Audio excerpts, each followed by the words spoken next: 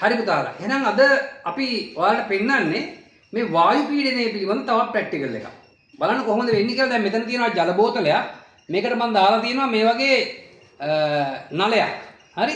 දැන් මම මේ බෝතලේ මේක උඩින් තියෙනවා. රයිට්. දැන් මම මේ කෙලවර මෙන්න මෙතන මේ බේසමට දානවා. දැන් එතකොට මේ බෝතලේ ජලය අයින් වෙනවත් එක්කම බලන්න බෝතලයට මොකද වෙන්නේ කියලා. අර බලන්න බෝතලේ මොකද වෙන්නේ? ඇඹීමක් වෙනව නේද? නේ?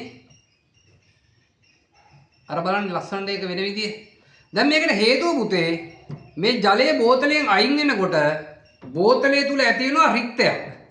එතකොට බාහිර වායු ගෝල පීඩනය මගින් බෝතලේ තෙරපීම තමයි මෙතන වෙන්නේ. මොකද බාහිරින් ඇති වෙන වායු පීඩනය ඇතුළේ පීඩනයට වඩා වැඩි.